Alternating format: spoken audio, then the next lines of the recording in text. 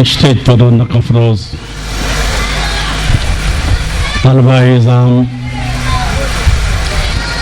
و نعت خوان سرور قرآن صلی اللہ تعالیٰ علیہ وسلم، ناظم اسٹیج عالی جناب صفدر اشرفی صاحب و دیگر عزیزان ملت اسلامیہ، قابل قدر بزرگوں، دوستوں، عزیز بچوں،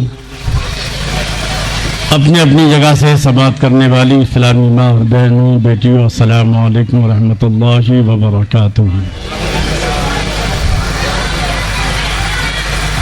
مدرسہ شرف العلوم کرانتی نگر کی جانب سے یہ 12 روزہ جلسہ میلاد النبی صلی اللہ تعالیٰ علیہ وسلم، جس کا اس سال 37واں یہ 12 روزہ جلسہ میلاد النبی صلی اللہ علیہ وسلم ہے، اور اس 37ویں کی آج چھٹی شب ہے۔ اس سے پہلے آپ نے 5 موضوعات پر گفتگو فرمائی، سماعت کی ہے۔ پہلا دن تھا ہمارا قرآن کے حقوق مسلمانوں پر کیا ہیں، دوسرا جنگ آزادی میں مسلمانوں کی قربانیاں کیا ہیں، تیسرا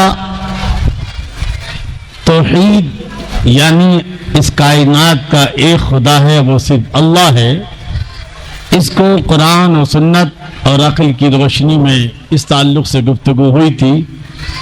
چوتھا ہے محمد الرسول اللہ، قرآن میں حضور کا مقام، حضور کی رسالت، اور آج انشاءاللہ حضور صلی اللہ تعالیٰ علیہ وسلم، کل آپ نے سماعت کیا کہ حضور صلی اللہ تعالیٰ علیہ وسلم کی زندگی ساری انسانیت کے لیے نمونہ عمل ہے۔ آج آپ سماعت کریں گے کہ حضور صلی اللہ علیہ وسلم کی زندگی نمونہ عمل تو ہے، مگر آپ کی زندگی کے 2 پہلو ہیں۔ پہلا ہے مکی زندگی، دوسرا ہے مدنی زندگی۔ اور آپ کی زندگی مکی ہو یا مدنی ہو، ہر حالت میں انسانوں کے لیے رہنما اور آئیڈیل ہے جی۔ تو آج آپ حضور صلی اللہ علیہ وسلم کی مکی زندگی سے متعلق گفتگو سماعت فرمائیں گے۔ رب تبارک و تعالیٰ اس تعلق سے مجھے حق کہہ کر اس پر عمل کرنے اور آپ سب کو بھی حق سن کر اس پر عمل کرنے کی توفیق عطا فرمائے۔ الحمدللہ رب العالمین والعاقبۃ للمتقین والصلاة والسلام على سيد الأنبياء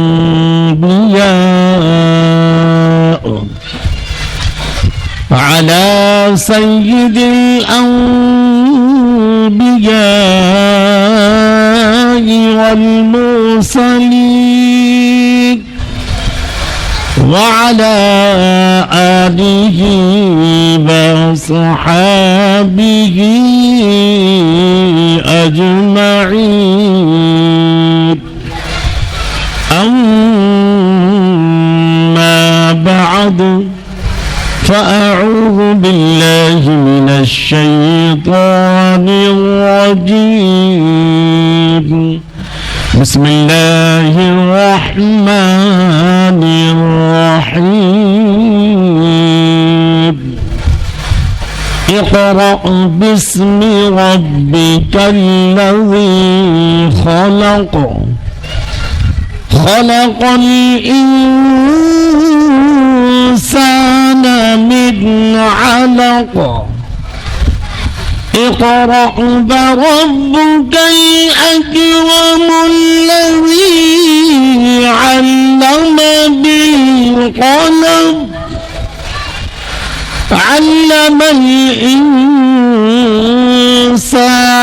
ما لم يعلم، آمنت بالله صدق الله العظيم وبلغنا رسوله النبي الأمين الكريم ونحن على ذلك لمن الشاهدين والشاكرين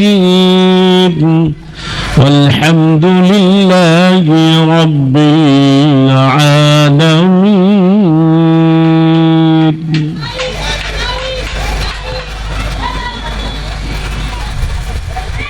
گفتگو سے پہلے ایک بار انتہائی عقیدت و محبت اور ادب و احترام کے ساتھ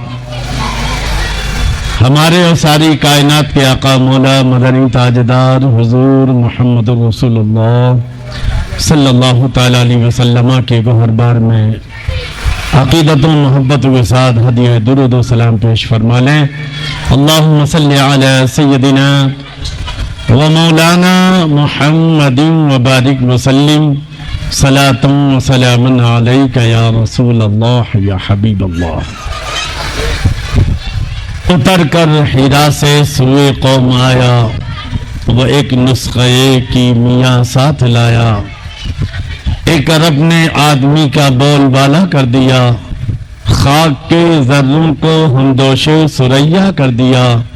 جو نہ تھے خود راہ پر اوروں کے ہادی بن گئے، کیا نظر تھی جس نے مردوں کو مسیحا کر دیا. عزیزان گرامی، قابل قدر بزرگ اور دوستو، 12 روزہ جلسہ میلاد النبی صلی اللہ تعالیٰ علیہ وسلم مدرسہ اشرف العلوم کرانتی نگر کی طرف سے جو منعقد ہو رہا ہے اور یہ اپنی منزل کی طرح بڑے ہی تذکر و احتشام کے ساتھ آگے بڑھ رہا ہے.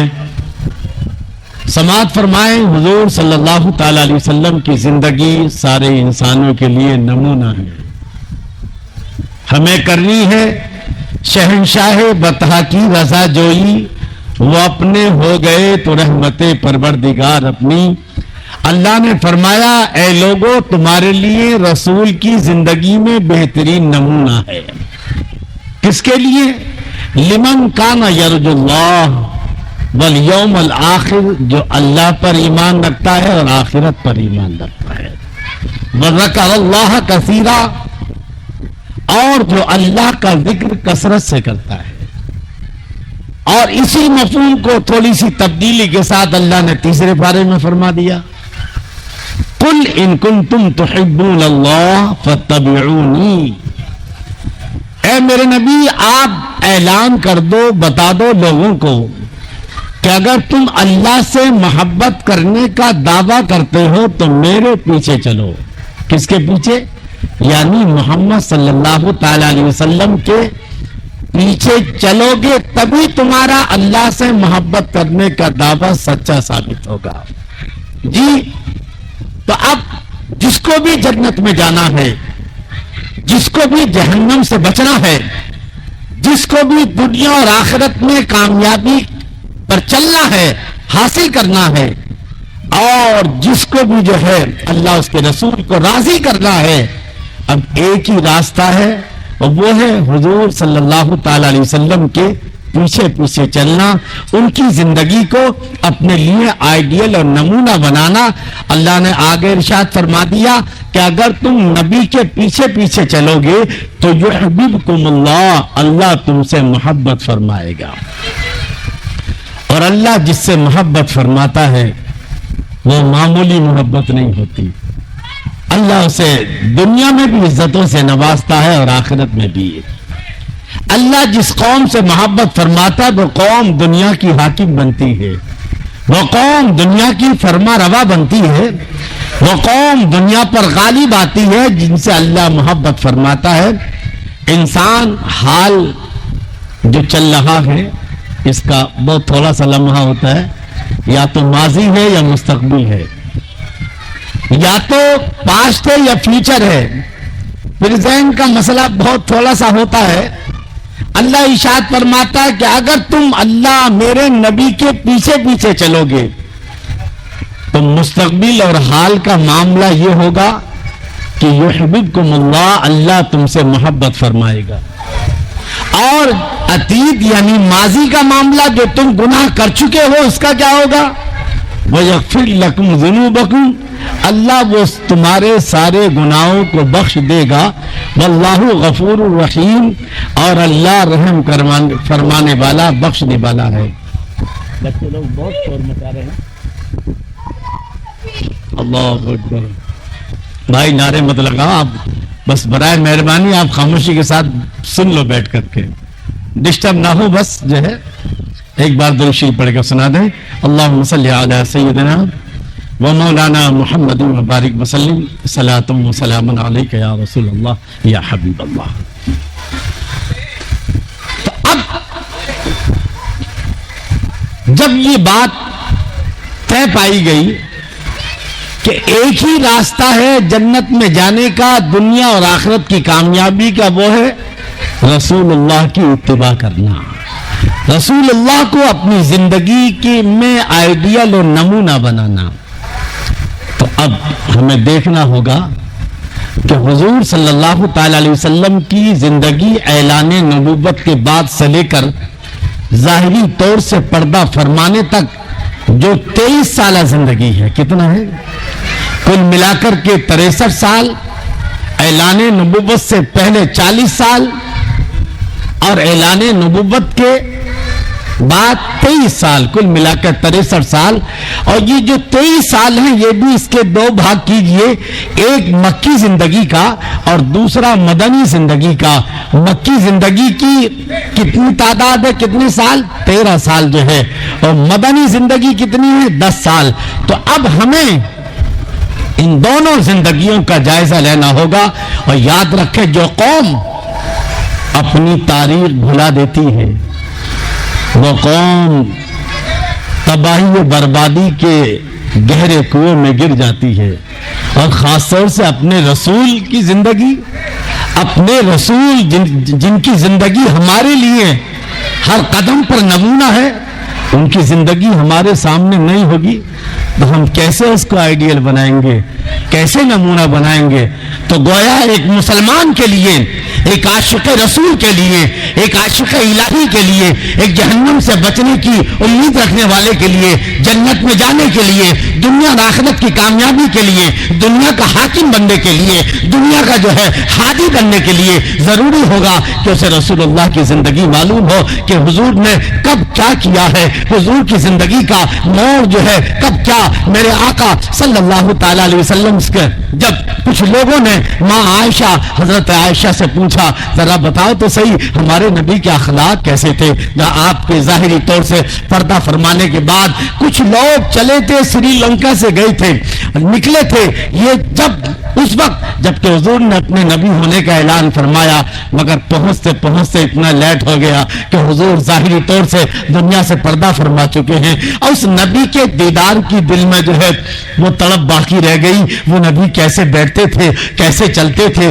کس طرح ملتے تھے, ان کی عبادات کا معاملہ کیا تھا, ان کی ریاضات کا معاملہ کیا تھا, دشمنوں کے ساتھ کیسا ویوہار تھا, دوستوں کے ساتھ کیسا ویوہار تھا. بس ایک طلب تھی کہ ہم اپنی ماتھے کی آنکھوں سے دیکھتے کہ وہ اللہ کے رسول جو آخری نبی ہے اور کائنات کے لیے, انسانیت کے لیے جن کا اللہ نے نمونہ بنایا ہے اور جن کا راستہ ہی جنت کا راستہ ہے, اس کے علاوہ اور کوئی راستہ نہیں ہے جو جنت کی طرف جاتا ہے, اس نبی کو, ان نبی کا دیدار ہم ان ماتھے کی آنکھوں سے کرتے, مگر دیدار نہ ہو سکا. جاتے جاتے راستے میں اتنا ٹائم ہو گیا کہ حضور ظاہری طور سے دنیا سے پردہ فرما جاتے ہیں. اور پھر اس کے بعد جب یہ لوگ مدینے میں قدم رکھتے ہیں, پوچھتے ہیں ہم محمد صلی اللہ تعالی علیہ وسلم سے ملنا چاہتے ہیں, ان سے ملاقات کرنا چاہتے ہیں. صحابہ نے کہا وہ تو دنیا سے پردہ فرما چکے ہیں. اللہ اکبر, ان کی آنکھوں میں آنسو ہے, مگر طلب یہ ہے کہ آخر وہ نبی کیسے تھے, آخر ان کے حالات, ان کی چلت پھرت, ان کی زندگی جو ہے. تو کسی نے کہا کہ سب سے اچھا اگر کوئی بتا سکتا ہے تو ماں حضرت عائشہ صدیقہ رضی اللہ تعالی عنہا ہیں کہ جن کے پاس حضور کی جلوت کی زندگی بھی ہے اور خلوت کی زندگی بھی ہے. حضرت عائشہ صدیقہ رضی اللہ تعالی عنہا وہ عظیم شخصیت ہے, وہ ام المومنین ہے کہ جنہوں نے حضور کی زندگی کی جلوت کا بھی جو ہے مشاہدہ فرمایا ہے اور خلوت کا بھی مشاہدہ فرمایا ہے. چلو ماں عائشہ سے ہی پوچھتے ہیں ہمارے نبی کیسے تھے, ذرا بتاؤ تو صحیح ہمارے نبی کس طرح عبادت فرماتے تھے, ہمارے نبی کس طرح گفتگو فرماتے تھے, ان کی دن اور اور رات کس طرح گزرتے تھے. اللہ اکبر. باہر کی زندگی تو صحابہ بتا دیتے ہیں, لیکن اندر کی زندگی تو ازواج مطہرات ہی بتا سکتی ہیں. تو آؤ چلو اسی عظیم شخصیت سے پوچھیں جس کے سامنے حضور کی دونوں زندگی ہیں, خلوت والی بھی جلوت والی بھی. جب پوچھا کیف خلقہ, ذرا بتاؤ تو صحیح ہمارے نبی کے اخلاق کیسے تھے,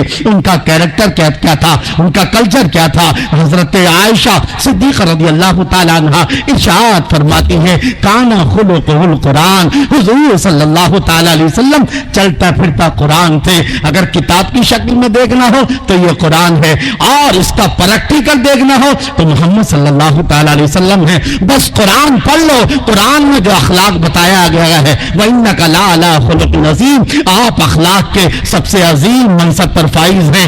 آپ جو ہے اللہ اکبر اللہ اکبر. تو اب ایمان لے آئے, حضور کی اوصاف سن کر ہی جو ہے مسلمان ہو جاتے ہیں. میں عرض کر رہا تھا کہ اللہ کے رسول صلی اللہ تعالیٰ علیہ وسلم کی زندگی کیا ہے یہ جاننا ضروری ہے. مکی زندگی وہ زندگی ہے کہ جہاں ہر قدم پر مسلمانوں کے لیے تکلیفیں ہیں, ہر قدم پر مصیبتیں ہیں, پریشانیاں ہیں. دشمنان اسلام کی طرف سے جو ہے ہر قدم پر تکلیفوں پر مصیبتوں کا پہاڑ جو ہے کھڑا کیا جا رہا ہے. یہ ایمان کا امتحان ہے, ہر قدم پر امتحان ہو رہا ہے. ہر قدم پر جو ہے اللہ کی وحدانیت اور رسول اللہ کی رسالت کا ایمان والوں سے امتحان لیا جا رہا ہے. ہر موڑ پر مسلمانوں کو جو ہے انتہائی تکلیفوں مصیبتوں کی کسوٹی پر جو ہے اترنا پڑ رہا ہے. بہرحال آئیے مکی زندگی کی ہم شروعات کرتے ہیں. ایک بار درود شریف پڑھ کر سنا دیں. اللہم صلی علی سیدنا و مولانا محمد وبارک وسلم صلاۃ و سلام علیک یا رسول اللہ. میرے آقا صلی اللہ تعالی علیہ وسلم غار حرا میں عبادت فرما رہے ہیں. جیسی زندگی کا 40واں سال لگا, آخری مرحلے میں ہے. میرے آقا صلی اللہ تعالی علیہ وسلم مکے سے تقریباً لگ بھگ 10 یا 15 کلومیٹر جبل نور جو ہے جی آپ پہاڑی پر جو غار ہے جس کو غار حرا کہتے ہیں, آپ کئی دن وہاں عبادت فرمایا کرتے تھے. حضرت خدیجہ الکبریٰ رضی اللہ تعالیٰ عنہ کبھی تو کئی دن کا توشہ ایک ساتھ باندھ دیا کرتی تھی اور کبھی خود لے کر جاتی تھی. غار حرا پر چڑھنا کتنا کٹھن ہے. جو لوگ گئے ہیں ان کو پتا, مجھے بھی یہ سعادت حاصل ہوئی ہے. بڑا سے بڑا پہلوان بھی جو ہے 2-4 جگہ وہ بیٹھتا ہے, پانی پیتا ہے, چائے وائے پیتا ہے, تب جا کر کے وہاں غار حرا پر تک پہنچتا ہے. بہرحال یہ حضور کا معمول ہے. بس اسی دن اسی اثنا میں اچانک ایک دن فرشتے حاضر ہو گیا تھا. کون؟ حضرت جبرائیل علیہ السلام. اور کہا اقرا, پڑھیے. آپ نے فرمایا مانا بخاری, میں پڑھنے والا نہیں ہوں, میں پڑھنے والا نہیں ہوں.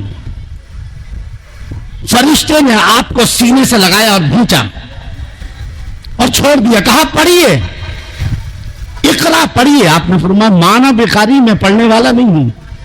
فرشتے نے پھر دوسری مرتبہ پھر آپ کو سینے سے لگایا, بھینچا, پھر چھوڑ دیا. فرمایا اقرا پڑھیے. آپ نے پھر وہی فرمایا مانا بخاری, میں پڑھنے والا نہیں ہوں. تیسری مرتبہ حضرت جبرائیل صلی اللہ علیہ وسلم نے پھر آپ کو سینے سے لگایا, بھینچا اور پھر چھوڑ دیا. کہا پڑھی اقرا بسم ربک الذی خلق خلق الانسان من علق اقرا وربک الاکرم الذی علم بالقلم علم الانسان ما لم يعلم. جب یہ کہا پڑھیے اپنے رب کے نام سے تو میرے آقا صلی اللہ تعالی علیہ وسلم اب پڑھنا شروع کر دیتے ہیں. اللہ اکبر اللہ اکبر. اس طرح سے یہ مرحلہ آپ کے ساتھ ہوتا ہے. اور چونکہ وحی الہی جو ہے وحی الہی کا جو جلال ہے، اللہ خود ارشاد فرماتا ہے کہ لو انزلنا هذا القرآن على جبل لرأيته خاشعا متصدعا من خشیۃ اللہ، اگر اس قرآن کو ہم کسی پہاڑ پر نازل کرتے تو پہاڑ اس قرآن کے روب و جلال اور دبدبے کے سبب سے ریزہ ریزہ ہو جاتا۔ یہ تو میرے نبی صلی اللہ تعالی علیہ وسلم کا قلب نازک ہے کہ جس نے جو ہے وحی کی اس روب و دبدبے کو جو ہے برداشت کیا ہے، لیکن بہرحال بتقاضے بشریت میرے آقا صلی اللہ تعالی علیہ وسلم غار حرا سے گھر میں آتے ہیں اور عرض کا ارشاد فرماتے ہیں زملونی زملونی، مجھے خدیجہ مجھے چادر اڑا دو، مجھے چادر اڑا دو۔ حضرت خدیجہ رضی اور آپ نے فرمایا کہ خدیجہ مجھے اپنی جان کا ڈر لگ رہا ہے۔ حضرت خدیجہ عرض کرتی ہیں نہیں نہیں میرے سرتاج، آپ تو غریبوں کا ساتھ دینے والے ہیں، آپ تو بے کسوں کا ساتھ دینے والے ہیں، آپ تو لوگوں کو مزدوری کر کر کے آپ لوگوں کے خرچے برداشت کرتے ہیں، آپ تو ہر موڑ پر جو ہے مظلوموں کا ساتھ دیتے ہیں، آپ کا رب آپ کو ضائع نہیں فرمائے گا۔ بہرحال میرے آقا صلی اللہ تعالی علیہ وسلم جو ہے چادر اوڑھنے کے بعد تھوڑا سا آرام ملتا ہے، اس کے بعد پھر آپ غار حرا کا جو واقعہ آپ کے ساتھ ہوا ہے آپ نے اپنی پیاری بیوی حضرت خدیجہ الکبریٰ رضی اللہ تعالی عنہا کو سنایا، ہاں ایسے ایسے ہوا ہے، فرشتے آئے اور اس طرح سے جو ہے انہوں نے مجھ سے کہا، پورا واقعہ جو انہوں نے سنایا، کہا اس کے بعد پھر حضرت خدیجہ الکبریٰ رضی اللہ تعالی عنہا آپ کو لے کر اپنے چچا ورقہ بن نوفل کے پاس جاتی ہیں۔ یہ ورقہ بن نوفل کون ہے؟ یہ انجیل کے عالم ہیں، یہ بھی کفار مکہ میں شامل تھے، لیکن کفار مکہ کی شرک و بت پرستی سے یہ بیزار تھے اور یہ عیسائی بن چکے تھے، اتنے بڑے عالم تھے کہ یہ انجیل کا عربی میں ترجمہ کیا کرتے تھے، اور جو ہے عمر زیادہ ہو گئی تھی جس کی وجہ سے بڑھاپا اور آنکھوں کی بینائی چلی گئی تھی۔ بہرحال حضرت خدیجہ الکبریٰ رضی اللہ تعالی عنہا آپ کو لے کر کے حضرت ورقہ بن نوفل کے پاس جاتی ہیں اور کہتی ہیں دیکھو ذرا اپنے بھتیجے کو آخر یہ کیا ہو گیا ہے، ان کے ساتھ یہ واقعہ پیش آیا ہے۔ اب ورقہ بن نوفل نے پوچھا بتاؤ غار حرا میں کیا واقعہ پیش آیا ہے؟ جب آپ نے وہ واقعہ پورا سنایا تو ورقہ بن نوفل کہنے لگے ارے یہ تو وہی فرشتہ ہے جو حضرت موسیٰ علیہ السلام کے پاس آیا، یہ تو وہی فرشتہ ہے جو حضرت عیسیٰ علیہ السلام کے پاس آئے۔ اللہ اکبر، کہنے لگے کاش میں آپ کے اعلان نبوت کے وقت جو ہے، کاش میں آپ کے اعلان نبوت کے وقت جوان ہوتا تاکہ میں آپ کا مکمل ساتھ دیتا، آپ کی خدمت کرتا، کاش اس وقت جب آپ کی قوم آپ کو مکے سے نکالے گی اس وقت میں زندہ ہوتا، کتنا اچھا ہوتا۔ حضور نے فرمایا کیا میری قوم مجھے جو ہے مجھے یہاں سے نکالے گی مکے سے؟ کہا ہاں۔ کہا کیوں؟ کہا تم سے پہلے بھی جنہوں نے بھی جو ہے جو توحید اور رسالت کا اعلان کیا ہے، اپنے نبی ہونے کا اعلان کیا ہے، ان کی قوم نے ان کے ساتھ یہی کیا ہے۔ بہرحال میں عرض کر رہا تھا اور اللہ کے رسول صلی اللہ تعالی وسلم پر وحی آنی بند ہو گئی ہے، لیکن ایک دن جب آپ گھر سے باہر نکلے تو آواز آتی ہے یا محمد۔ جب آپ نے پیچھے کی طرف دیکھا تو دیکھا کہ ایک فرشتہ زمین و آسمان کے بیچ، یہ کون ہے؟ یہ حضرت جبرائیل علیہ السلام ہے جو زمین و آسمان کے بیچ جو ہے ایک کرسی پر بیٹھے ہوئے ہیں۔ آپ نے ان کو دیکھا لیکن تھوڑا سا آپ کے اندر جو ہے وہی خوف اور جو ہے تھوڑی سی خوف اور روب طاری تھا۔ آپ اسی حالت میں جو ہے تھوڑا سا لرزتے ہوئے آپ گھر پر پہنچے اور پہنچنے کے بعد کہا زملونی خدیجہ مجھے کپڑے، مجھے کمبل اڑاؤ، مجھے چادر اڑا دو۔ حضرت اللہ کے رسول صلی اللہ تعالی علیہ وسلم چادر اوڑھتے ہیں، مگر ابھی چادر اوڑھ نہیں تھا کہ اب دوسری وحی آ رہی ہے۔ پہلی وحی غار حرا میں تھی اور اب دوسری وحی ہے، کون سی ہے؟ اللہ اکبر، یا ایھا المدثر قم فانذر وربک فکبر وثیابک فطہر والرجز فاہجر۔ اے میرے نبی اٹھیے، اب چادر اوڑھنے کا ٹائم نہیں ہے، اٹھیے اٹھیے، چادر اتار کر ایک طرف رکھ دیجئے، قم فانذر، اٹھیے اور لوگوں کو ڈرائیے کہ اے لوگوں کفر شرک و بت پرستی چھوڑ دو، نہیں تو یہاں بھی اور آخرت میں بھی دونوں جگہ تباہی بربادی مقدر ہوگی۔ ڈراؤ بت پرستوں کو، ڈراؤ شرک کرنے والوں کو، ڈراؤ جھوٹ بولنے والوں کو، ڈراؤ غیبت کرنے والوں کو، ڈراؤ جو ہے اپنی لڑکیوں کو زندہ درگور کرنے والوں کو۔ قم اٹھیے اٹھیے میرے نبی اٹھیے، فانذر، اور ڈرائیے لوگوں کو جہنم سے۔ اگر تم ایمان نہیں لاؤ گے تو ہمیشہ کا جہنم تمہارا انتظار کر رہا ہے. اگر تم کفر شرک و بت پرستی نہیں چھوڑو گے تو جہنم تمہارا انتظار کر رہا ہے. اگر تم غیبت اور چغلی نہیں چھوڑو گے تو جہنم تمہارا انتظار کر رہی ہے. اگر تم ظلم کرنا نہیں چھوڑو گے تو جہنم تمہارا انتظار کر رہی ہے. اگر تم جو ہے غریبوں پر ظلم کرنا نہیں چھوڑو گے تو ہمیشہ کا جہنم تمہارا انتظار کر رہی ہے.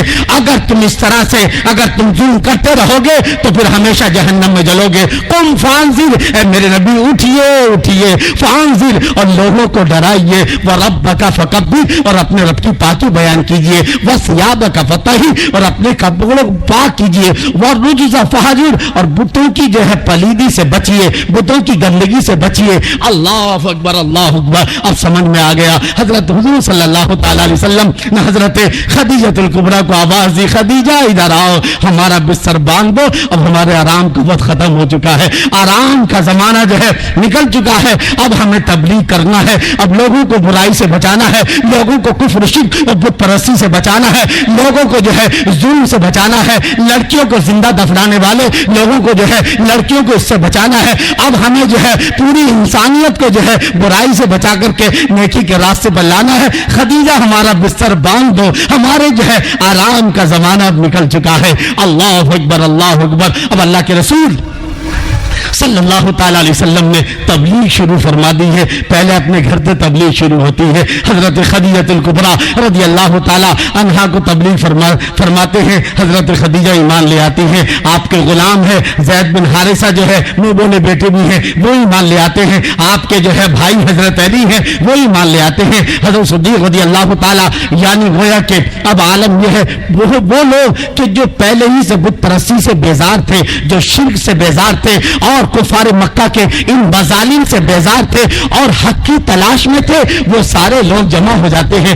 3 سال کے اندر جو ہے، ابھی 3 سال کا عرصہ گزر گیا ہے، اعلان نبوت کو ایک ٹیم جمع ہو گئی ہے. کون سی؟ ایمان والوں کی، اسلام قبول کرنے والوں کی، جس میں سب سے پہلے کون ہے؟ عورتوں میں اگر سب سے پہلے کسی نے اسلام قبول کیا ہے تو حضرت خدیجہ الکبریٰ رضی اللہ تعالیٰ عنہا ہے.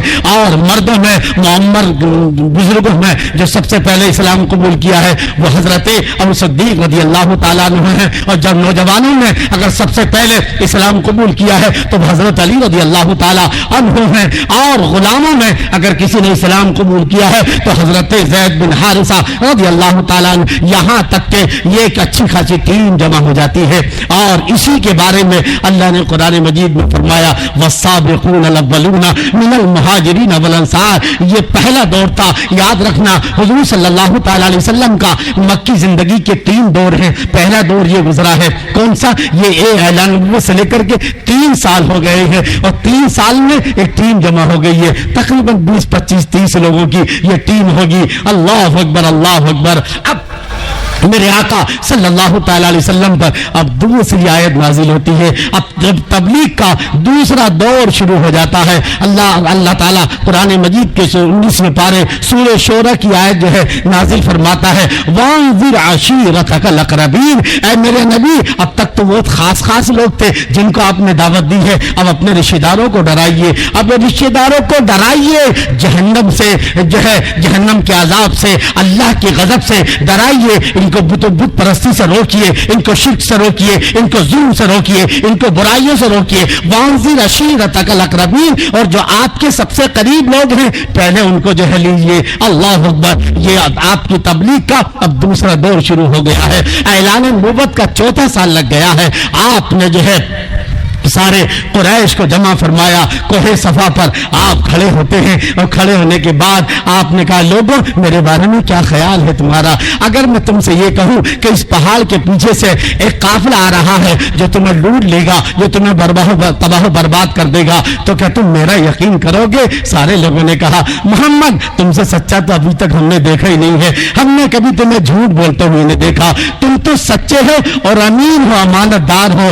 اگر تم کہو گے تو ہم ماننے کو تیار ہیں۔ جب آپ نے کہا اچھا ٹھیک ہے، مجھے اتنا مانتے ہو، اتنا اعتماد ہے کہ اگر میں کہوں کہ اس پہاڑی کی دوسری طرف سے ایک گروہ آ رہا ہے ڈاکوؤں کا جو تمہیں لوٹ لے گا، تباہ کر دے گا، اگر تمہیں یقین ہے تو آپ نے فرمایا مانو کہ میں اللہ کا نبی ہوں، ایک خدا کی عبادت کرو۔ اگر تم جو ہے ابھی یہ لوگ سوچ رہے تھے کہ محمد شاید کوئی کسی بڑے ڈاکوؤں کا کسی گروہ کے بارے میں بتانے والے ہیں، وہ عنقریب مکے پہ حملہ کرے گا، مکے کے لوگوں کو جو ہے مکے کے لوگوں لوٹے گا، تباہ برباد کرے گا، یہ ابھی اس انتظار میں تھے وہ کون سا بڑا گروہ ہوگا، وہ کون سا ڈاکوؤں کا بڑا قافلہ ہوگا۔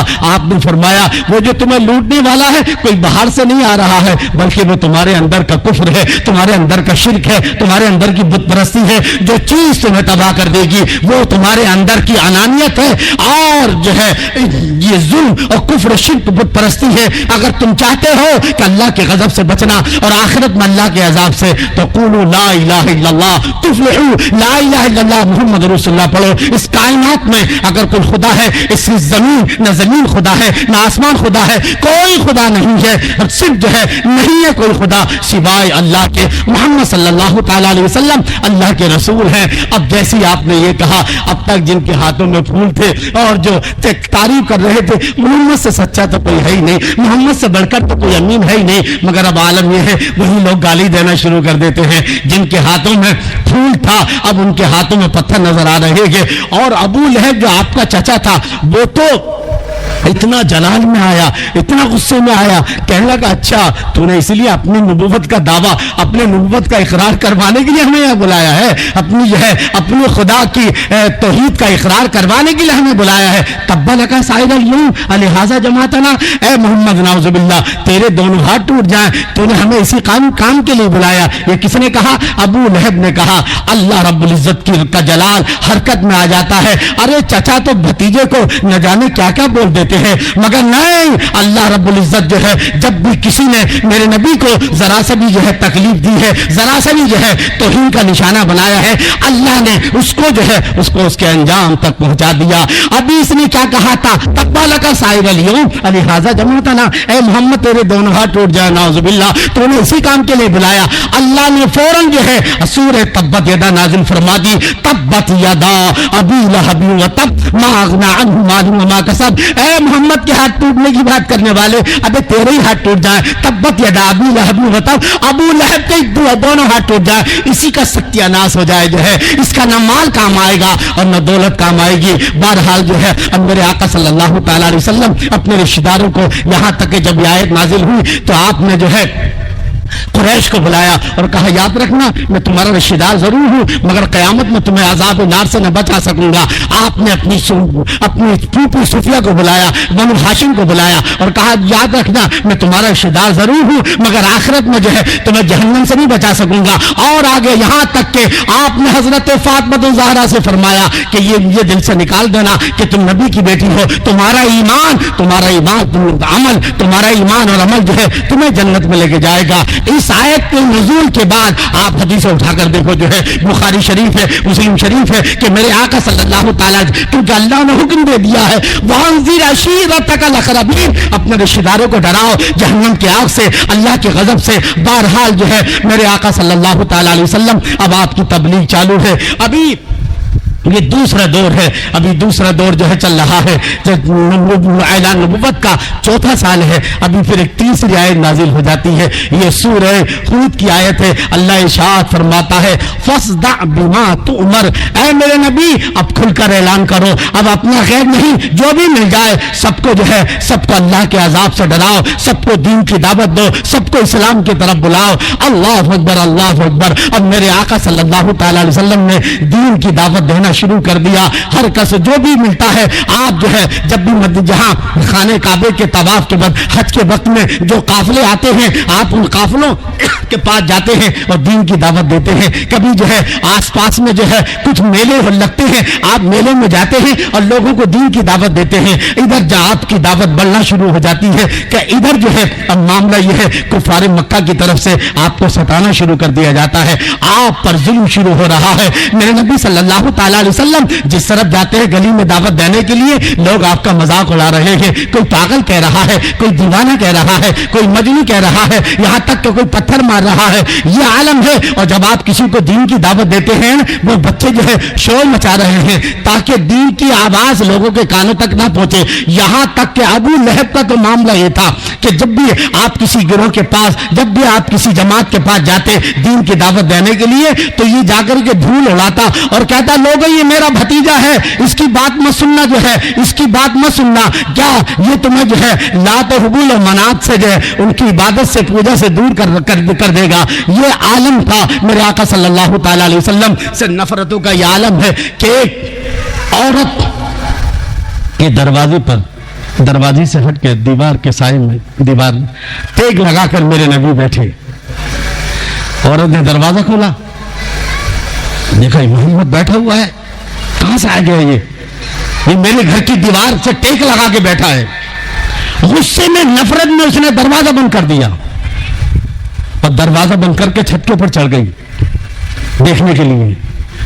ادھر میرے آقا نے کہا اے اللہ اس نے میرے لیے دروازہ بند کیا تو اس کے لیے اپنی رحمت کے دروازے کھول دے، اس نے دروازہ بند کیا ہے، اس نے نفرت کی ہے، اے اللہ تو اس کو محبت کے دروازے کھول دے، اس کے لیے اسلام کے دروازے کھول دے۔ بس اس عورت نے اوپر سے دیکھا کہ میں تو نفرت میں دروازہ بند کیا ہے اور محمد تو میرے لیے دعا کر رہا ہے، فوراً نیچے اترتی ہے اور کلمہ طیبہ لا الہ الا اللہ محمد رسول اللہ پڑھتی ہے۔ ایک اور عورت ہے جس کی نفرت کا یہ عالم ہے کہ وہ دن بھر جو ہے گھر کا کوڑا اور آس پاس کا کوڑا جمع کرتی ہے اور جب دیکھتی ہے کہ محمد یہاں سے گزرنے والے ہیں شام کو تو وہ پورا کا پورا کچرا چھت پہ سے چڑھ کے حضور کے اوپر ڈال دیتی ہے، حضور اس کو جھاڑ دیتے ہیں، آگے بڑھ جاتے ہیں۔ ایک دن دیکھا کہ وہ کوڑا ڈالنے والی مہربان نظر نہیں آئی، آج ہم اپن صحیح سالم گزر گئے، کسی نے کوڑا نہیں ڈالا، تو آپ نے پوچھا بھائی وہ کوڑا ڈالنے والی مہربان کدھر گئی آج؟ کہا حضور وہ بیمار ہے۔ کیا ہے؟ بیمار ہے۔ آپ فوراً اس کے گھر پہ گئے، کہنے لگے کیسی طبیعت ہے آپ کی؟ کہو تو میں حکیم کو بلا دوں، کسی حکیم کو جو مکے میں اچھا حکیم ہو اس کو بلا کے لاؤں تاکہ تمہاری دوا کر سکے۔ آئے ہائے، وہ تو باخلاق ہے، جس اخلاق کی تعریف اللہ نے قرآن میں فرمائی ہے۔ عبادت کی تعریف بعد میں ہے، سب سے زیادہ اگر اللہ نے اپنے نبی کی جس خوبی اور جس وصف کی تعریف کی ہے وہ ہے اخلاق۔ انک لعلی خلق عظیم، آپ تو اخلاق کے سب سے ٹاپ پر ہیں، آپ اخلاق کے سب سے عظیم منصب پر ہیں۔ جہاں اخلاق کی سرحدیں دم توڑتی نظر آتی ہے وہاں میرے اخلاق، میرے نبی کا اخلاق وہاں جو ہے اپنی جو ہے جلوہ گری دکھاتا نظر آتا ہے۔ ایک اور عورت ہے اس قدر نفرت کرتی ہے، بوڑھی عورت ہے کہ بولے یہ محمد کب سے آ گیا؟ جب سے یہ آیا ہے نا عالم یہ کہ اس نے پورے مکے میں بھوچال مچا دیا ہے۔ ارے بھئی اگر شوہر مسلمان ہو گیا ہے تو بیوی مسلمان نہیں ہے، بیوی مسلمان ہو گئی ہے تو شوہر مسلمان نہیں ہے، اب دونوں میں تکرار شروع ہو گئی ہے۔ باپ مسلمان ہو گیا ہے تو بیٹا مسلمان نہیں ہے، بیٹا مسلمان ہو گیا ہے تو باپ نہیں، باپ بیٹے میں تکرار شروع ہو گئی ہے۔ ماموں مسلمان ہو گیا ہے تو بھانجا نہیں، بھانجا مسلمان ہوا ہے تو ماموں نہیں، ماموں بھانجے میں تکرار شروع ہو گئی ہے۔ بہرحال یہ محمد جب سے اس نے نبی ہونے کا اعلان کیا ہے،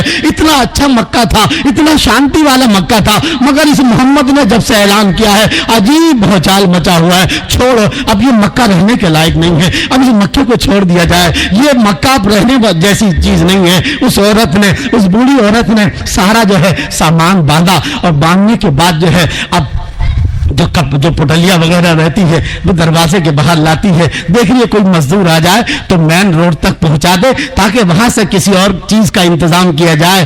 اللہ اکبر، اللہ اکبر۔ اتنے میں میرے آقا صلی اللہ تعالی علیہ وسلم ادھر سے گزرتے نظر آتے ہیں۔ اس عورت نے سمجھا لگتا ہے یہ مزدور ہے، کہا بیٹا ادھر آ، ہاں ادھر آ، ادھر آ، میری یہ جو ہے پٹلیاں جو ہے کپڑوں کی ذرا وہاں تک مین روڈ تک پہنچا دے گا تو بڑا اچھا رہے گا۔ ہاں ہاں ماں کیوں نہیں، جو ہے بالکل جو ہے حضور صلی اللہ اختلاف ہوتا ہے. میرے دوستو مسلمانوں اپنا اخلاق درست کرو. آج بھی میں یہ مانتا ہوں کہ یقیناً جو ہے اخلاق کی بات آتی ہے تو مسلمان آج بھی سب سے اونچائی پر نظر آتا ہے. جب بھی اپنے ملک کی بات آتی ہے تو مسلمان سب سے آگے اپنے ملک کی. میرے حبیب صلی اللہ تعالی وسلم کی اخلاق کا صدقہ ہے کہ اس برے دنوں میں بھی جو ہے آج مسلمان جو ہے اپنے نبی کے اخلاق کو کہیں نہ کہیں جو ہے وہ فالو کرتا نظر آتا ہے. بہرحال جو ہے آپ نے گٹھی جہاز کو جانا تھا وہاں اتار دی اور اتارنے کے بعد آپ چل پڑے. اس بوڑھی عورت نے بلایا, بیٹا کوئی مزدوری نہیں لے رہے؟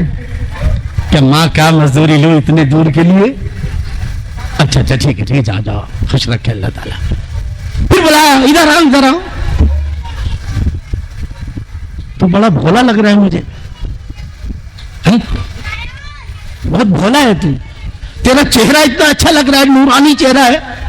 اس نے کبھی حضور کو دیکھا نہیں تھا. توجہ ساتھ سماعت کیجیے گا. بڑا بھولا ہے, بہت پیاری صورت ہے تیری. اس صورت پر خدا عاشق ہو بات ہی الگ ہے. یہی بولے سترہ والے چمڑے جہاں کے تھالے سبھی میں بھی چھان ڈالے, تیرے پائے کا نہ پایا تجھے یک نے یک بنایا. تیرا بنانے والا بھی بے مثال ہے اور اس بنانے والے کا یہ شاہکار محمد کی شکل میں یہ بھی بے مثل و بے مثال ہے. اللہ اکبر اللہ. بڑا بھولا ہے. بیٹا ایک نصیحت کرتی ہوں میں تجھے. ہاں بولو ماں بولو, کیا بات ہے؟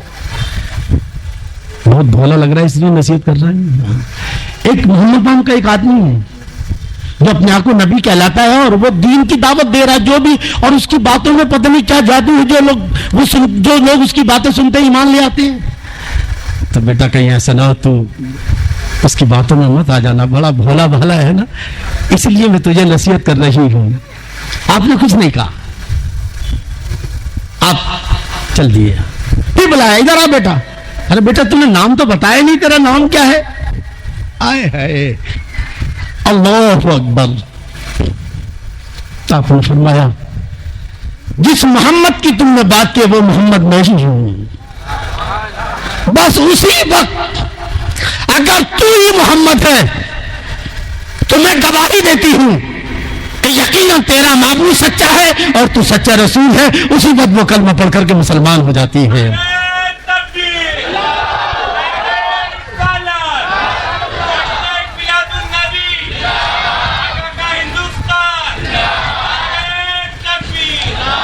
ادھر تبلیغ بڑھ رہی ہے, ادھر نفرتوں کا طوفان بھی بڑھ رہا ہے. میرے نبی پر ظلم.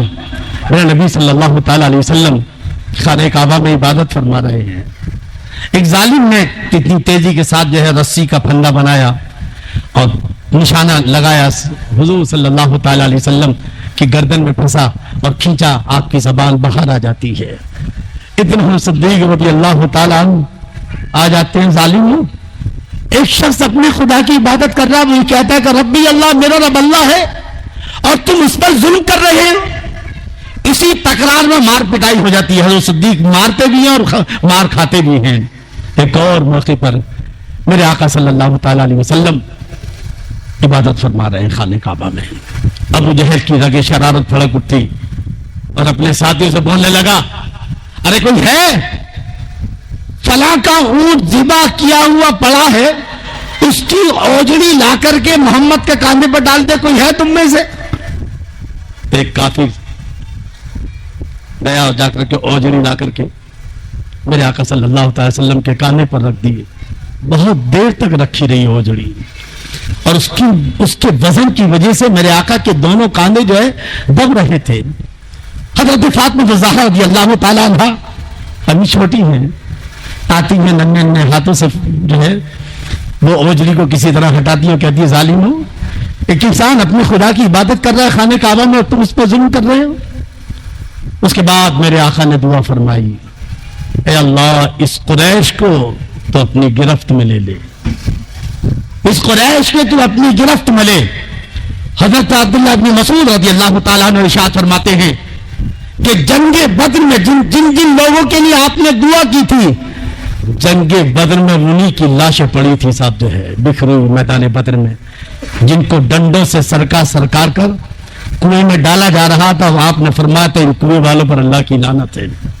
بہرحال یہ تو ظلم تھا حضور پر، اسلام آسانی سے نہیں پہنچا ہے۔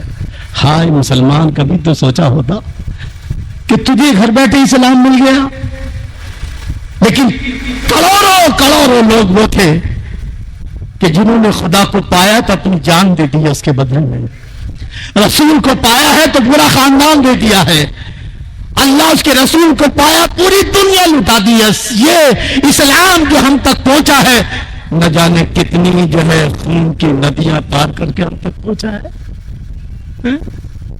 تاریخ پڑھو، کتنے لوگوں کو بیچ میں آرے سے چیر دیا گیا۔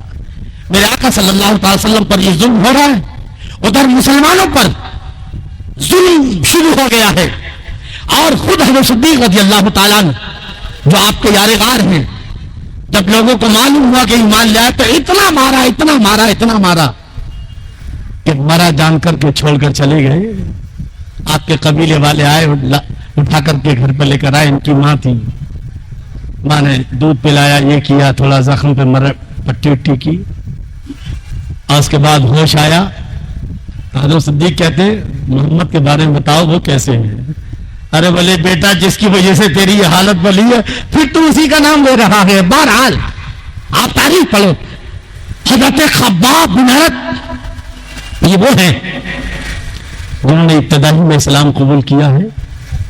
جی انگارے دہکا دیے جاتے تھے اور دہتے ہوئے انگاروں پر ان کو لٹایا جاتا تھا، اور پھر ایک آدمی سینے پہ چڑھ جاتا تھا کہ حرکت نہ کر سکے۔ اللہ اکبر۔ اور بات آئی تو بس کرتا چلوں، آج ہم اسلام کا کام تو ہم سے ہوتا ہی نہیں ہے، اور اگر کبھی بتوفیق الہی کچھ ہو جائے تو ہمیں اس کا بدلہ یہی چاہیے، ہم نے یہ کیا ہے ہمیں یہ ملنا چاہیے۔ مگر صحابہ حضرت خباب بن ارت تاریخ کا وہ پنہ پلٹیے کہ جب مسلمانوں نے ایران فتح کیا، حضرت عمر فاروق اعظم کے دور میں ایران جیسی سپر طاقت کو مسلمانوں نے اپنے پاؤں تلے رون ڈالا، اپنی ایمانی طاقت کے ذریعے، اپنے عشق مصطفیٰ کے ذریعے، عشق الہی کے ذریعے، ایمانی پاور اور اپنے اعمال صالحہ کے ذریعے ایران جیسی سپر طاقت کے پرچے اڑا دیے۔ اور پھر جب ایران سے بہت سارا مال غنیمت آیا، پوری مدنی مسجد نبوی شریف بھر گئی، لوگ خوش ہیں، ایران فتح ہو گیا، سپر طاقت فتح ہو گئی۔ مگر ایک شخص کونے میں بیٹھ کر رو رہا ہے آنسوؤں کے ساتھ۔ حضرت عمر فاروق اعظم پوچھے یہ کون ہے جو رو رہا ہے؟ چہرہ ادھر کیا، ادھر کون ہے بھائی؟ دیکھا حضرت خباب بن ارت رو رہے ہیں۔ دنیا خوش ہے کہ ایران جیسی سپر طاقت کو مسلمانوں نے فتح کر لیا ہے، اور آج مال غنیمت کے چٹے لگے پڑے ہیں، لوگوں کے گھروں میں مال غنیمت ہے اور مسجد بھری ہے، لوگ خوش ہیں مسلمان۔ مگر حضرت خباب بن ارت آئے ہے رو رہے ہیں۔ حضرت عمر فاروق اعظم نے پوچھا خباب آج تو خوشی کا دن ہے، ایران فتح ہو گیا ہے، رونے کی وجہ ہے اللہ ان کے سچے جذبوں کے چند چھینٹے ہمیں بھی عطا فرماتے ہیں، ان کی سچی نیتوں کے چند چھینٹے اللہ ہمیں بھی عطا فرما دے تاکہ آخرت کا کچھ سرمایہ ہو سکے۔ کچھ نہیں ہے سوائے گناہوں کے بوجھ، گناہوں کے سامان کے علاوہ ہمارے پاس کچھ نہیں ہے میرے دوستو۔ بہرحال حضرت خباب سے پوچھا، حضرت عمر نے خباب یہ آنسو کیسے ہیں؟ تو کہنے لگے اس لیے رو رہا ہوں کہ ہم نے جو اسلام کے لیے قربانیاں دی، توجہ ساتھ سماعت کیجیے گا، علماء کرام بھی توجہ دیں، عوام بھی توجہ دیں، یہ نصیحت کے وہ انمول موتی ہیں جو کبھی کبھی ہاتھ لگتے ہیں۔ آج آپ نصیحت کے باغ میں بیٹھو تو کچھ پھول چن کر لے کر جاؤ، ہے نا؟ میرے آقا صلی اللہ تعالی علیہ وسلم ارشاد فرماتے صحابہ سے کہ جب باغات سے گزرو تو کچھ فروٹ وغیرہ لے کے جاؤ۔ کہا رسول اللہ کون سا باغ؟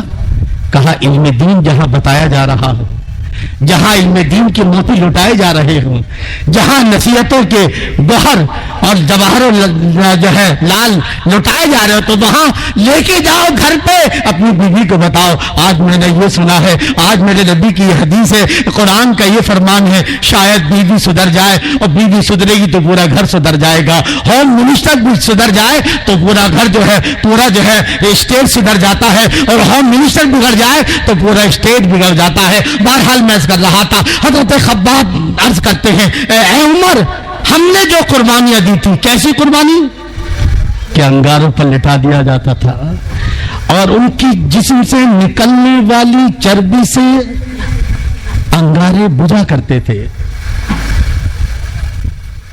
حضرت نے کہا خباب یار وہ پیٹ تو دکھاؤ ذرا مجھے، تو دیکھا وہ کالے کالے نشان، وائٹ وائٹ نشان پیٹ پر ہے۔ ایک روایت میں نے پڑھا ہے غالباً کہ حضرت عمر نے جب وہ نشان پیٹ کے دیکھے تو اس کو چوما۔ یہ وہ نشان ہے جو اللہ کی رسول کی محبت میں لگے ہیں۔ ارے دنیا کی عورتوں کو یہ دنیا کے بیل بوٹے پسند ہیں، مگر جب یہ شہید اللہ والے جنہیں ستایا گیا، جن کی پیشانیاں داغی گئی، جن کی پیٹ داغی گئی، یہ وہ پھول ہیں جو جنتی حوروں کو پسند ہیں۔ سب سے بیگانہ رہے یار شناسا تیرا، سب سے بیگانہ رہے یار شناسا تیرا، اور حور پہ آنکھ نہ ڈالے کبھی شیدا تیرا۔ اور ایک خوں چکا کفن میں ہزاروں بناؤ ہیں، ایک خوں چکا کفن میں ہزاروں بناؤ ہیں۔ ارے دنیا کی عورتیں جو ہے وہ ان پھولوں پہ فدا ہوتی ہیں۔ کہاں کیا ایمبرائڈری ہے، کیا کالر کی ایمبرائڈری ہے، کہاں جو ہے کیا جو ہے یہاں گلے کی ہے، کیا خوبصورتی ہے، لیکن جنتی حوریں جو ہے جن چیزوں پر فدا ہوتی ہے وہ تلواروں کے زخم ہے، وہ بھالوں کے زخم ہے، وہ جو ہے وہ انگاروں کے وہ کالے اور سفید زخم ہے جن پر جنتی حوریں فدا ہوتی ہیں۔ اے خباب مجھے ذرا چوم لینے دے ان نشان کو، کیونکہ یہ نشان اللہ کی محبت میں لگے ہیں، رسول اللہ کی محبت میں لگے ہیں۔ حضرت خباب کہتے ہیں میں جو بات کہنے جا رہا ہوں کہ مجھے یہ ڈر ہے، میں اس لیے رو رہا ہوں کہ کہیں ایسا نہ ہو اللہ ہماری قربانیوں کا صلہ یہی نہ دے دے اور ہمیں آخرت میں کہ خالی ہاتھ نہ جانا پڑے۔ ہمیں یہاں نہیں چاہیے، ہمیں جو قربانی کا صلہ وہاں چاہیے۔ ارے یہ تو دنیا تو جیسے تیسے کٹ جائے گی، آخرت کا کیا ہوگا جناب عالی؟ یہ دنیا ارے ڈیوائڈر پر سونے والا بھی زندگی گزار لیتا ہے، جو جھوپڑے میں سونے والا بھی زندگی گزار لیتا ہے، مگر وہاں وہ آخرت کہ جہاں باپ بیٹے کا نہ ہوگا، نہ بیٹا باپ کا ہوگا، نہ ماں اولاد کی ہوگی، نہ اولاد ماں کی، نہ بھائی بھائی کا ہوگا، نہ شوہر بیوی کی، نہ بیوی شوہر کا، جب کوئی یار و مددگار نہ ہوگا، وہاں پر جو ہے ہمارا ایمان کام آئے گا، ہمارے اعمال کام آئیں گے اور اللہ اس کے رسول کی محبت کام آئے گی۔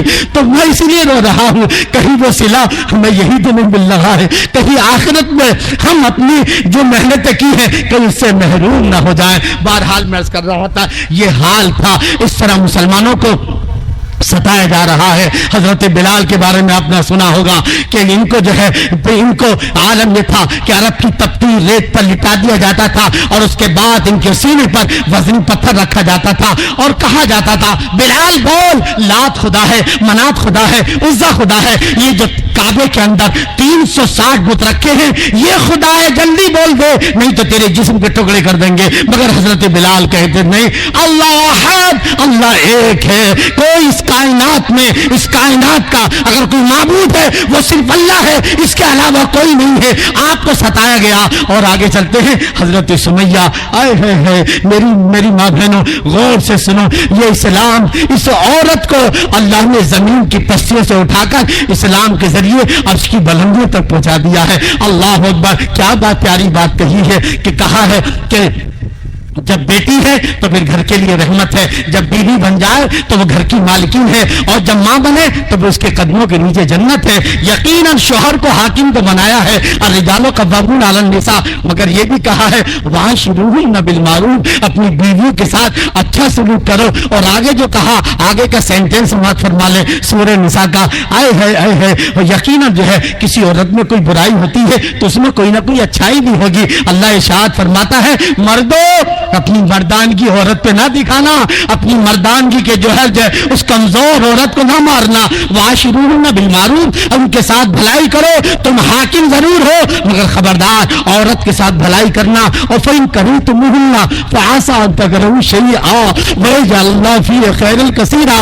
اللہ ارشاد فرماتا ہے اے مرد، اگر ہو سکتا ہے کوئی عورت کی کوئی بات بری لگی ہے مگر کوئی بات ایسی بھی ہے جو اسے اچھی لگتی ہے، جو اسے اچھی لگتی ہے۔ ارے یہی عورت تو ہے جو ہمارے گھر کو سنوارتی ہے، یہی تو عورت ہے جو ہمارے ایک انسان کی بیوی کا انتقال ہو جاتا ہے، لوگ کہہ رہے اس کی بیوی کا انتقال ہو گیا، وہ کہہ لے گا نہیں، ارے میری بیوی نہیں، میرے بچوں کی ماں کا انتقال ہوا ہے، میری جو ہے کپڑے دھونے والی دھوبل کا انتقال ہو گیا ہے، میری ٹانگیں دبانے والی جو ہے خدمت گزار کا آج میں لٹ چکا ہوں، کیونکہ میری بیوی نہیں، میرا سب کچھ جو ہے ختم ہو چکا ہے۔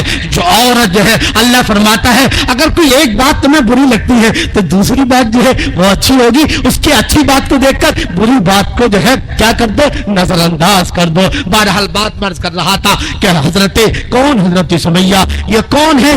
اسلام کی خاطر سب سے پہلی شہید ہونے والی، یا اگر شہادت اسلام کے خاطر اگر سب سے پہلے کوئی شہید ہوا ہے وہ کوئی مرد نہیں ہے، کسی مرد کو سعادت نہیں ملی ہے، بلکہ اللہ نے اس یہ سعادت جو ہے شہادت کی سعادت یہ اللہ نے عورت کو عطا فرمائی ہے۔ حضرت سمیہ رضی اللہ تعالی عنہا بوڑھی ہیں اور بڑھاپے میں ایمان لے آئی، شوہر حضرت یاسر ان کی نگاہوں کے سامنے کفار مکہ اتنا ستاتے ہیں، اسی حالت میں ان کا انتقال ہو جاتا ہے۔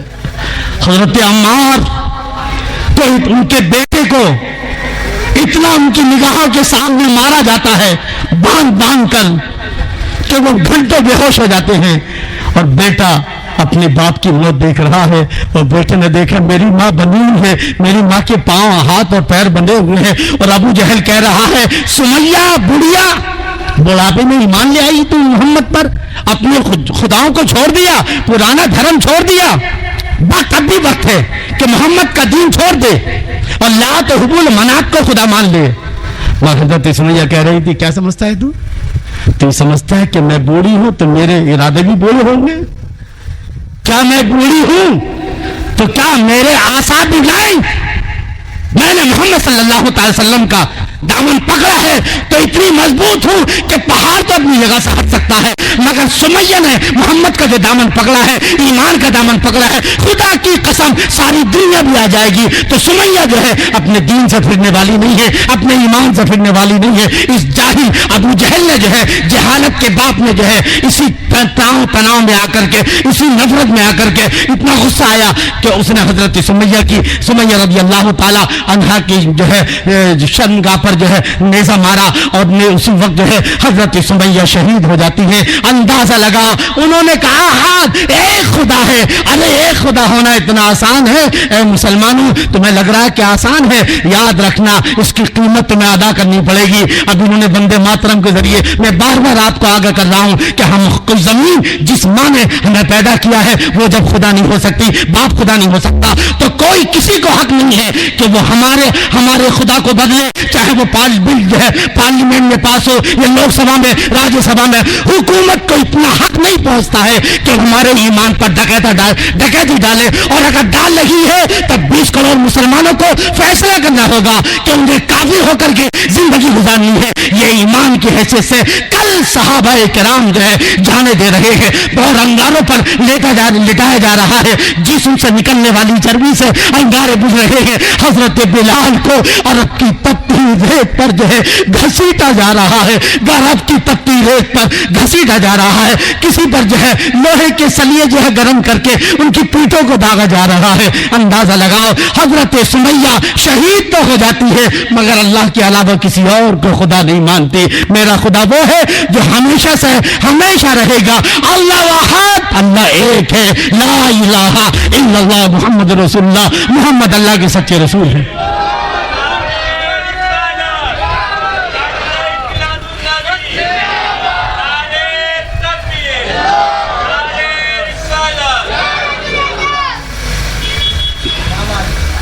تیار رہو۔ اگر یہ جو واقعات ہیں یہ ہمیں بتاتے ہیں اگر ہمارے جسم کا قیمہ کر دیا جائے، ہمارے جسم کی بوٹیاں بوٹیاں بنا دی جائیں، ہمیں مشینوں میں جو ہے اتار دیا جائے، ہمارے جسم کو جو ہے قیمہ بنا کر ہواؤں میں فضاؤں میں پھیلا دیا جائے، لیکن اگر ایمان بچا ہے تو سب کچھ بچ گیا ہے۔ فزتو برب الکعبہ، صحابہ کرام کی حالت یہ تھی۔ ایک صحابی تھے، گھر والے چلے گئے، گھر لٹ گیا، سب کچھ لٹ گیا، اکیلے تھے، وہ بھی جا رہے ہیں اسلام کے لیے، آخری سانس ہے، آخری سانس۔ کسی نے پوچھا میاں کیسا لگ رہا ہے؟ گھر اسلام کے لیے، اسلام قربانی مانگتا ہے، محبت قربانی مانگتی ہے، سمجھے کہ نہیں؟ اللہ سب سے عظیم ہے تو اس کی محبت بھی سب سے عظیم ہے، اور اس کے لیے قربانی بھی بڑی دینی پڑے گی۔ چھوٹی موٹی قربانیوں سے کام نہیں چلے گا۔ یہ مر مسلم کھا کر کے دین یہاں تک نہیں آیا ہے۔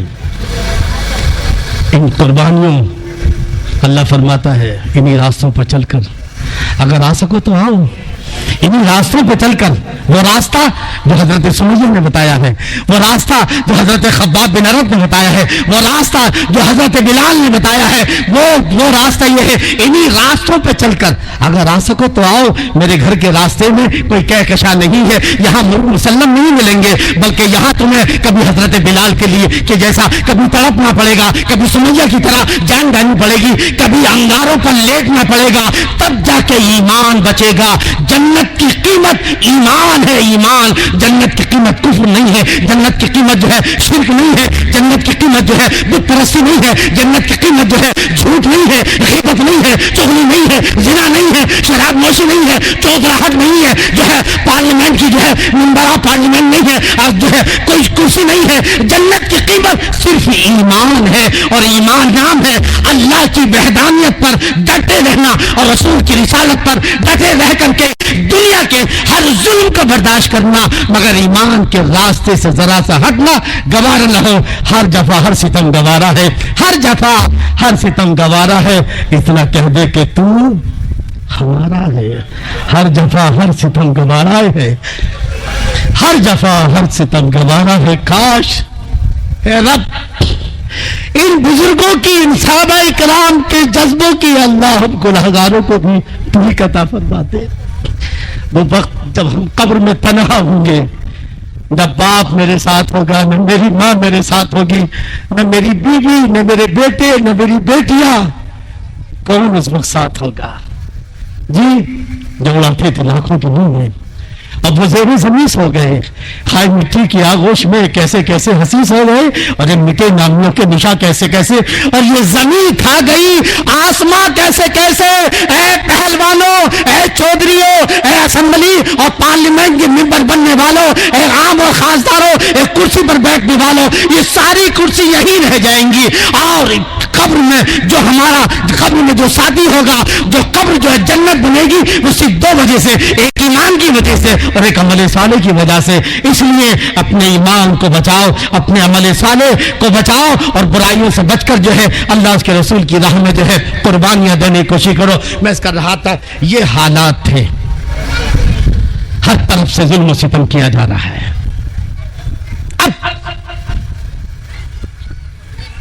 ابو طالب کے پاس ایک وفد، یہ لوگ بیٹھے کفار مکہ خانہ کعبہ میں بیٹھے، یار یہ محمد مانتا کیوں نہیں ہے؟ کیا ہے اس کا معاملہ؟ ذرا دیکھو، اتنا ستایا جا رہا ہے، اس کو بھی اس کے ساتھیوں کو اچھے چاہتے نا تو یہ حضور کو جان سے مار سکتے تھے، مگر حضور کا قبیلہ بنو ہاشم اتنا مضبوط تھا کہ یہ مار نہیں سکتے تھے۔ جی اور مسلمانوں کو بھی قتل کر سکتے تھے، مگر یہ چاہتے تھے کہ مسلمانوں کو اتنا ستایا جائے کہ یہ واپس اپنے گھر واپسی ہو جائے۔ کیا ہو جائے؟ یہ واپس جو ہے پرانے بتوں کو جو ہے پوجنے لگے، اس لیے یہ مسلمانوں کو مان نہیں رہتے۔ اکا دکا جو تکلیف کی وجہ سے انتقال ہو رہا تھا وہ الگ بات ہے۔ بہرحال یہ محمد مانتا کیوں نہیں یار؟ چلو بات کرتے ہیں۔ ابو طالب کے پاس گئے، آپ کے چچا ایمان تو نہیں لائے مگر پیار دیکھیے، حضور کی محبت کتنی ہے. ابو طالب کے پاس آئے. ابو طالب تم نے محمد کا ساتھ دیا ہے تو یا تو محمد کا مکمل ساتھ دو, ہمارے خلاف آ جاؤ لڑنے کے لیے, یا پھر محمد کو سمجھاؤ کہ دین کی تبلیغ بند کر دیں, ہمارے بتوں کو برا بھلا کہنا بند کر دیں. ٹھیک ہے سمجھاتا ہوں. بلایا ابو طالب نے حضور کو بلایا. محمد قریش کا ہر بچہ میرا احترام کرتا ہے, مگر آج سرداران قریش نے جس تیور میں مجھ سے بات کیا, لگتا ہے یہ اب مجھ سے لڑنے کے لیے تیار ہو جائیں گے, یہ تلوار اٹھانے میں بھی جو ہے نہ ہچکی جائیں گے. لہذا اس بوڑھے کاندھے پر, محمد میں بوڑھا ہو چکا ہوں, اس بوڑھے کاندھے پر اتنا بوجھ نہ ڈالو جو برداشت نہ ہو سکے. محمد کچھ دنوں کے لیے تبلیغ بند کر دو, کچھ دنوں کے لیے دین کی تبلیغ بند کر دو, لا الہ الا اللہ محمد رسول اللہ کی دعوت بند کر دو, تاکہ یہ لوگ کچھ شانت ہو جائیں, ٹھنڈے ہو جائیں. آئے جواب سنو میرے نبی صلی اللہ تعالی علیہ وسلم کا. آپ نے جب اپنے شفیق چچا کو دیکھا تو فرمایا, چچا اگر یہ لوگ لالچ کا دیا تھا, اگر تمہیں دولت چاہیے محمد جتنی چاہے دولت ہم تمہارے قدموں کے نیچے لا کے رکھ دیں گے, اگر سرداری چاہیے تو ہم سرداری دے دیں گے, اور اگر عرب کی کسی خوبصورت سب سے خوبصورت عورت سے شادی کرنا ہے وہ ہم کرا دیں گے, مگر دین کی دعوت چھوڑ دو, توحید اور رسالت کی دعوت بند کر دو بس جو ہے, باقی جتنی دولت ہو دولت دیں گے, سرداری ہو سرداری دیں گے, خوبصورت عورت سے شادی کرنا ہے سب کرا دیں گے, جو چاہو ہو جائے گا, مگر دین کی دعوت بند کرنا ہے تمہیں. اب میرے آقا کا جواب سنیے گا, جواب سماعت کریں. آپ نے فرمایا اگر یہ لوگ میرے ایک ہاتھ میں سورج اور ایک ہاتھ میں چاند لا کر رکھ دیں, اگر یہ لوگ ایک ہاتھ میں سورج اور ایک ہاتھ میں چاند لا کر رکھ دیں, قسم ہے اس رب کی جس کے قبضے میں محمد کی جان ہے کہ جب تک میری رگوں میں خون ہے آخری سانس ہے, میں جو ہے اسلام کی تبلیغ کرتا رہوں گا. یا تو کرتے کرتے میں کامیاب ہو جاؤں گا, نہیں تو کرتے کرتے میں شہید ہو جاؤں گا, مگر اسلام کی تبلیغ چھوڑنے والا نہیں ہوں. ان کو جواب دے دو, ان کو جو کچھ کرنا کرے, مگر اللہ نے مجھے دین کی دعوت کے لیے مامور کیا ہے, اب مجھ سے کوئی بھی مجھ سے روکنے والا نہیں ہے, تو جو چاہے راستے میں آ سکتا ہے. جب حضرت ابو طالب نے یہ سنا تو اندر سے خون, جانے چچا کی جان محمد, جانے ہم میری جان محمد, جب تک تمہارا چچا زندہ ہے گھبراؤ نہیں, وہ تمہارے ساتھ ہے اور کوئی بھی تمہارا بال بیگا نہیں ہو سکتا ہے. تم کو جو کرنا ہے تبلیغ کرو, اور آپ نے کہہ دیا ہے کہ محمد جو کرنا ہے وہ کرے گا, تم سے جو ہو سکتا ہے. ابو طالب کل بھی محمد کے ساتھ تھا اور آخری دم تک محمد کے ساتھ رہے گا. بہرحال یہ معاملات تھے, اس طرح سے یہ اسلام جو ہے اب آگے کی طرف بڑھ رہا ہے. لیکن اب معاملہ یہ ہے, اب ہجرت کا جو ہے نبوت کا 5واں سال آ گیا ہے, اور اب انہوں نے ظلم کرنا اور تیز کر دیا ہے. وہ عورتوں پر ظلم کر رہے ہیں, اب عورتوں پر مردوں پر, جو بھی اسلام قبول کرتا ہے مرد ہو عورت, ان پر بری طرح جو ہے ظلم کے پہاڑ توڑ رہے ہیں. یہاں تک کہ اللہ کے رسول صلی اللہ تعالی علیہ وسلم نے جب یہ دیکھا تو آپ نے کہا ایسا کرو حبشہ چلے جاؤ. کہاں؟ حبشہ بازو میں ہے, اور وہاں کا عیسائی بادشاہ نیک ہے, اچھے دل کا ہے, چلے جاؤ. تو 11 مرد اور 4 عورتیں, جس میں حضور صلی اللہ تعالی علیہ وسلم کے داماد اور آپ کی بیٹی بھی اس میں شامل تھی. جی تو اب یہ قافلہ چلا گیا صاحب. ظلم سے تنگ آ کر حضور نے کچھ مسلمانوں سے کہا کہ مکہ چھوڑ دو اور حبشہ جا کر کے جو ہے وہاں رہو, وہاں کا بادشاہ عیسائی ضرور ہے مگر وہ نیک ہے. اب جب کفار مکہ کو پتا چلا تو یہ پیچھے پیچھے عمرو بن عاص کو سفیر بنا کر حبشہ کے بادشاہ عیسائی بادشاہ کے پاس بھیجا گیا. بہت سارے تحفے تحائف لے کر کے یہ پہنچے, اور عمرو بن عاص جو کفار مکہ کی طرف سے تھے اس وقت عیسائی بادشاہ سے کہا کہ ہمارے کچھ غلام آپ کے ملک میں آ گئے ہیں اور انہوں نے اپنا پرانا دھرم چھوڑ دیا ہے, کوئی نیا دھرم اختیار کیا ہے تو ہم یہ چاہتے ہیں کہ آپ ہمارے غلاموں کو واپس کر دیں تاکہ ہم انہیں مکہ لے جائیں. بھیا شور مت مچاؤ, بس اور 5 منٹ ہے, حالانکہ موضوع تو بہت بڑا ہے. جی ابھی میں آدھے تک پہنچا ہوں, آدھا بھی نہیں. درود شریف پڑھ کے سنا دے اللہم صلی علی سیدنا مولانا محمد مبارک وسلم. بھیا ادھر نان کھٹائی تقسیم رہے تو میں بھی آپ کو کچھ تقسیم ہی کر رہا ہوں. یہ نان کھٹائی تو ختم ہو جائے گی, کھادی کے جو ہے کل اس سنجے کے راستے سے جو ہے غائب ہو جائے گی, مگر میں جو دے رہا ہوں یہ قبر میں کام دے گا, حشر میں کام دے. میں نے کل کیا کہا تھا, کسی نے کیا کہا تھا کہ اجالے اپنی یادوں کے ہمارے ساتھ رہنے دے, ہے نا. اور میں اس کا الٹا کہتا ہوں, اجالے ہماری یادوں کے تم اپنے ساتھ رہنے دو, اجالے ہماری یادوں کے تم اپنے ساتھ رہنے دو, نہ جانے کس گلی میں زندگی کی شام ہو جائے. یہ وہ اجالے ہیں, اگر یہ اجالے آپ کے ساتھ رہیں گے تو انشاءاللہ آج جو ہے نعرے نمرود بھی ہوگی تو آپ حضرت ابراہیم کی طرح نعرے نمرود میں کلمہ طیبہ پڑھتے ہوئے داخل ہو جائیں گے. اگر حضرت یوسف کی طرح کنواں بھی ہوگا تو وہ کنواں آپ کے لیے جو ہے ماں کی آغوش بن جائے گا. اگر انگارے بھی ہوں گے انہیں بھی ٹھنڈا ہونے پڑے گا, مگر یہ یادیں جو ہے ہمارے دماغ میں بیٹھنا چاہیے, یہ یادیں ہمارے دلوں میں بسنا چاہیے, ایسی یادیں کہ جو ہماری زندگی کو بدل سکے. میں نے کل ایک شعر پڑھا تھا, کیا ہوا کیوں میرے سجدے اکارت ہو گئے, کیا ہوا کیوں میرے سجدے اکارت ہو گئے.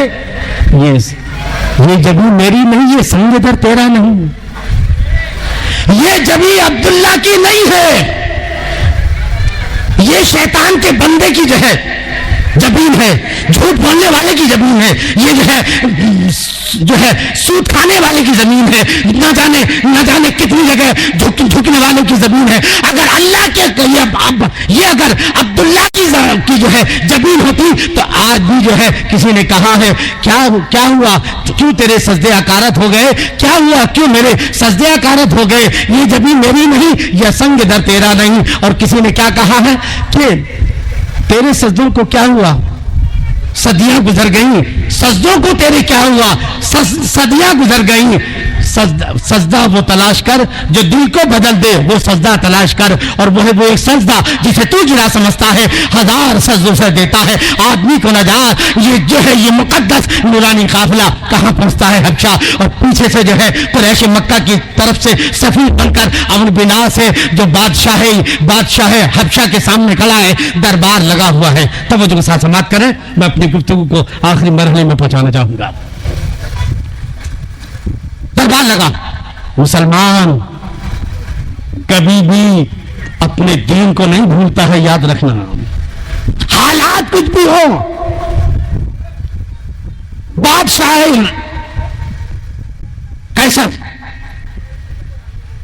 بیٹھتا ہے کرسی پر, عیسائی بادشاہ حبشہ کا, اور یہ جو سارے کے سارے لوگ اسے سجدہ کرتے ہیں, اور یہ عمرو بن عاص جو کفار مکہ کی طرف سے سفیر بن گئے تھے, ان کے جتنے بھی ممبران تھے یہ بھی سجدے میں گر جاتے ہیں, اور مسلمان ایسا کھڑا ہے.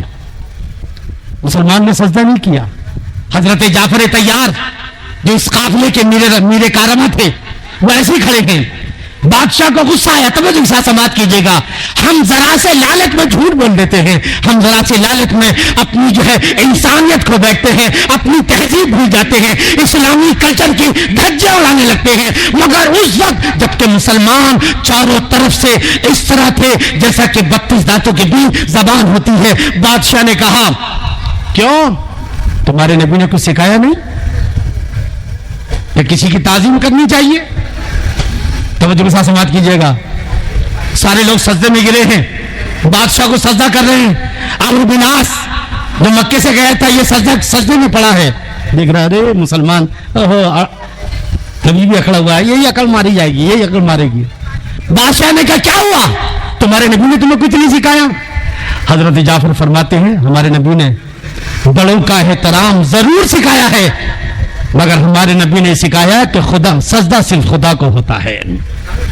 یہ زمین جھکے گی تو صرف خدا کے سامنے, کسی غیر خدا کے سامنے یہ زمین جھکانا, اس زمین دین کی بھی توہین ہے اور اسلام کی بھی توہین ہے، ہمارے کلچر، ہماری تہذیب و تمدن کی بھی توہین ہے۔ مسلمان جو ہے صرف خدا کے آگے جھکتا ہے، باقی کسی کے آگے نہیں جھکتا۔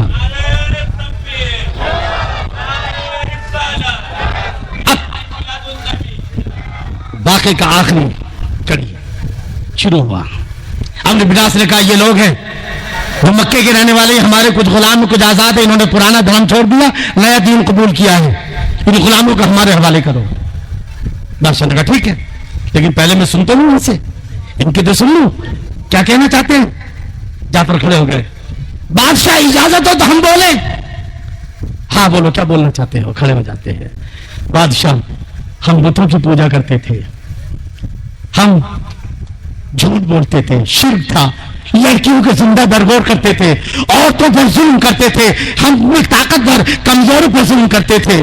پھر محمد نے دین کا اعلان کیا، ہم نے 360 بتوں کو چھوڑ کر ایک خدا کی عبادت کی۔ اس خدا نے بتایا کہ عورتوں پر ظلم نہیں کرنا چاہیے، بچوں پر ظلم کرنا نہیں چاہیے۔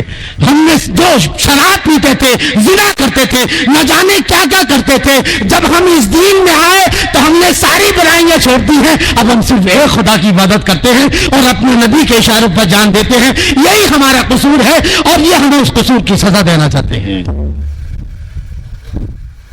جب سنا کہنے لگے یہ تو وہی باتیں ہیں جو حضرت عیسیٰ سناتے تھے، یہ تو وہی روشنی ہے جس نور کے کرن حضرت عیسیٰ ہے، اور اسی نور کے کرن یہ ہے، یہ تو میرے عیسیٰ سے ملتا جلتا معاملہ ہے۔ اب عمرو بن عاص نے ایک آخری پیفڑا بدلا، توجہ کے ساتھ سماعت کیجیے گا۔ روٹیوں پر پلنے والے آج ہم دیکھتے ہیں ہمارا مسلم نوجوان ہر کسی بھی علاقے میں چلے جاؤ وہ اس زمانے کے لیڈروں کے ہاتھوں بکا ہوا ہے۔ یہ اسے شراب پلاتے، زنا کراتے ہیں، الٹے سیدھے حرکتیں کراتے ہیں اور اپنے مطلب کے لیے استعمال کر۔ نوجوانوں، مسلمانوں، محنت کرو۔ مسلمان کی شان یہ ہے کہ وہ رزق حرام کی طرف نہیں جاتا، بلکہ رزق حلال کی طرف جاتا ہے۔ تم تعلیم حاصل کرو تاکہ اچھی نوکریاں کرو، یہاں بھی عزت ہو، گھر میں بھی عزت ہو، کسی کے غلام نہ بنو، کسی کے جو ہے کسی کے ٹکڑوں پر کسی کے کتے نہ بنو۔ اگر بننا ہے تو حضور صلی اللہ تعالی علیہ وسلم کا غلام بنو، اللہ کے کتے بنو۔ یہاں اللہ اکبر کیا کہا ہے؟ کسی کی جے بھی جے ہم کیوں پکارے؟ کیا غرض ہم کو کسی کی جے بھی جے ہم کیوں پکارے؟ کیا غرض ہم کو؟ ہمیں کافی ہے سید اپنا نعرہ یا رسول اللہ۔ جب تک بکے نہ تھے تو کوئی پوچھتا نہ تھا، جب تک بکے نہ تھے تو کوئی پوچھتا نہ تھا، اور تم نے خرید کر یا رسول اللہ، جب تک بکے نہ تھے تو کوئی پوچھتا نہ تھا، تم نے خرید کر ہمیں انمول کر دیا، تم نے خرید کر ہمیں انمول کر دیا۔ اور عمرو بن عاص نے آخری فیصلہ بدلا اور کہا بادشاہ یہ حضرت عیسیٰ کو خدا نہیں مانتے، یہ حضرت عیسیٰ کو خدا کا بیٹا نہیں مانتے، یہ بندہ مانتے ہیں۔ کس نے کہا؟ عمرو بن عاص نے۔ کس کے؟ بادشاہ کے کان میں۔ اب بادشاہ کو تھوڑا سا آیا، ہاں بھائی ہاں بتاؤ ہمارے نبی عیسیٰ کے بارے میں کیا کہتے ہو؟